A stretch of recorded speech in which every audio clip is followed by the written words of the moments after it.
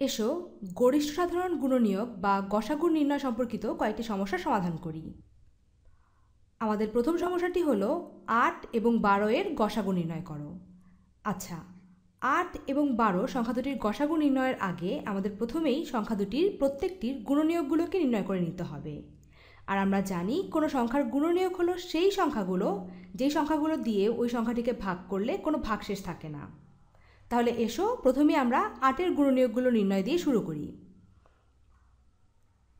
৮ ৮-এর গুণনীয়কগুলো হলো ১, ৮ ১ দিয়ে ভাগ যায়, এরপর ২, ৮ ২ দিয়েও ভাগ যায়, ৮ ৩ দিয়ে নিঃশেষে ভাগ যায় না, তাহলে এরপর ৪, এরপর ৫, ৬, ৭ কোনোটি দিয়েই ৮ নিঃশেষে ভাগ যায় না, তাহলে একবারে ৮ ৮ ৮ দিয়ে ভাগ যায়। তাহলে ৮-এর গুণনীয়কগুলো হলো ১, ২, ৪ এবং ৮। এবার এসো ১২-এর গুণনীয়কগুলো নির্ণয় করি। ১২-এর গুণনীয়কগুলো হলো ১, ২, ৩, ৪, এরপর ৫, ১২ ৫ দিয়ে নিঃশেষে ভাগ যায় না, তাহলে ৬, এরপর ৭, ৮, ৯, ১০, ১১ কোনোটি দিয়েই ১২ নিঃশেষে ভাগ যায় না, তাহলে একবারে ১২। তাহলে আমরা পেয়ে গেলাম ১২-এর গুণনীয়কগুলো হলো ১, ২, ৩, ৪, ৬ এবং ১২। এখন লক্ষ্য করো ৮ এবং ১২ এই সংখ্যা দুটির গুণনীয়কগুলোর মধ্যে কোন গুণনীয়কগুলো সাধারণ বা দুটি সংখ্যার ক্ষেত্রেই আছে। আচ্ছা, আমরা দেখতে পাচ্ছি দুটি সংখ্যার ক্ষেত্রেই ১ আছে, ২ আছে এবং তারপর ৪ আছে।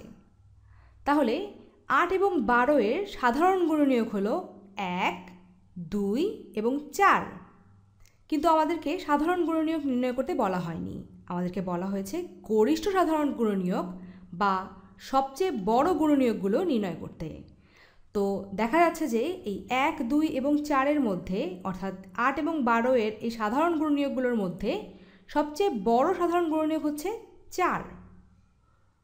তাহলে আমরা বলতে পারি ৮ এবং ১২-এর সবচেয়ে বড় সাধারণ গুণনীয়ক বা গরিষ্ঠ সাধারণ গুণনীয়ক বা গসাগু হলো ৪। আশা করি বুঝতে পেরেছ।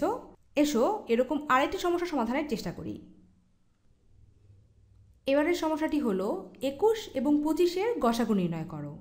আচ্ছা, তাহলে ঠিক আগের বারের মতোই এখানেও আমরা প্রথমে ২১ এবং ২৫-এর গুণনীয়কগুলোকে নির্ণয় করে নেব। তাহলে এসো প্রথমে ২১-এর গুণনীয়কগুলো নির্ণয় করি। ২১-এর গুণনীয়কগুলো হলো ১, ৩, ৭ এবং ২১। ২১ একে ২১, ৩ ৭ ২১। আচ্ছা, এবার দেখি ২৫-এর গুণনীয়কগুলো কি। ২৫-এর গুণনীয়কগুলো হলো ১, ৫ এবং ২৫। ২৫ একে ২৫, ৫ ৫ ২৫। এখন লক্ষ্য করো এই দুটির গুণনীয়কগুলোর মধ্যে সাধারণ গুণনীয়ক কোনগুলো। এই দুটির মধ্যে দেখা যাচ্ছে যে কেবল একটি সাধারণ গুণনীয়ক আছে, আর তা হলো ১। তাহলে এখানে গরিষ্ঠ সাধারণ গুণনীয়ক বা সবচেয়ে বড় সাধারণ গুণনীয়কই হবে এই ১। অর্থাৎ আমরা বলতে পারি ২১ এবং ২৫-এর গরিষ্ঠ সাধারণ গুণনীয়ক হচ্ছে ১। আর এ ধরনের সংখ্যার ক্ষেত্রে যখন আমরা কয়েকটি সংখ্যা পাবো যাদের গরিষ্ঠ সাধারণ গুণনীয়ক বা একমাত্র গুণনীয়ক হবে ১, তখন এই সংখ্যাগুলোকে অর্থাৎ এখানে এই ক্ষেত্রে ২১ এবং ২৫ এই সংখ্যাগুলোকে আমরা বলবো সহমৌলিক সংখ্যা। অর্থাৎ যেসব সংখ্যার ১ ব্যতীত অন্য কোনো সাধারণ গুণনীয়ক নেই সেই সংখ্যাগুলোকে বলা হয় সহমৌলিক সংখ্যা। আচ্ছা, এসো এবার আরেকটি একটু জটিল ধরনের গসাগু সমস্যার সমাধান করি।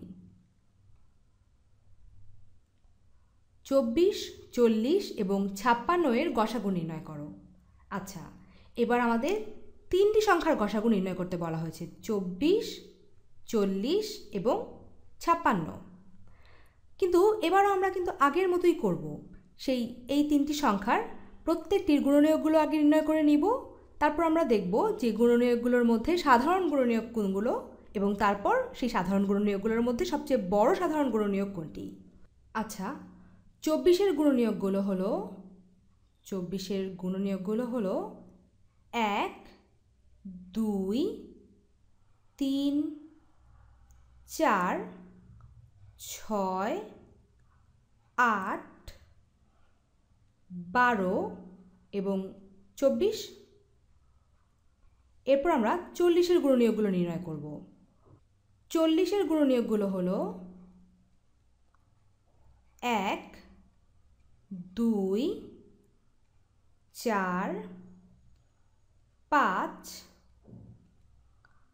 8, 10, 20 এবং 40। এবার এসো 56-এর গুণনীয়কগুলো নির্ণয় করি।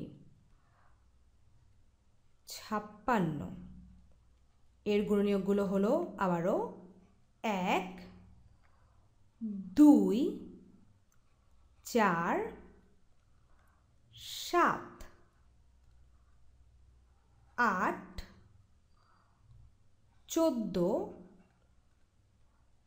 28 এবং 56। তাহলে আমরা এই 24, 40 এবং 56 এই সংখ্যা তিনটির গুণনীয়কগুলো নির্ণয় করে ফেললাম। এবার এসো দেখি এই তিনটি সংখ্যার মধ্যেই সাধারণ গুণনীয়কগুলো কী বা কোন গুণনীয়কগুলো এই তিনটি সংখ্যার মধ্যেই আছে। তাহলে আমরা পাচ্ছি 1 তিনটি সংখ্যার মধ্যেই আছে, এরপর 2, এরপর 4, এরপর দেখি 8, এরপর কি আর আছে? আর নেই। তাহলে আমরা এই তিনটি সংখ্যার মধ্যে সাধারণ গুণনীয়ক পেলাম 1, 2, 4 এবং 8। এবং এই যে চারটি গুণনীয়ক, চারটি সাধারণ গুণনীয়ক, এই চারটি সাধারণ গুণনীয়কের মধ্যে আমরা দেখতেই পাচ্ছি সবচেয়ে বড় সাধারণ গুণনীয়ক হচ্ছে এই 8। তাহলে আমরা বলতে পারি 24, 40 এবং 56-এর মধ্যে সবচেয়ে বড় সাধারণ গুণনীয়ক বা গরিষ্ঠ সাধারণ গুণনীয়ক বা গসাগু হলো 8। আশা করি বুঝতে পেরেছো।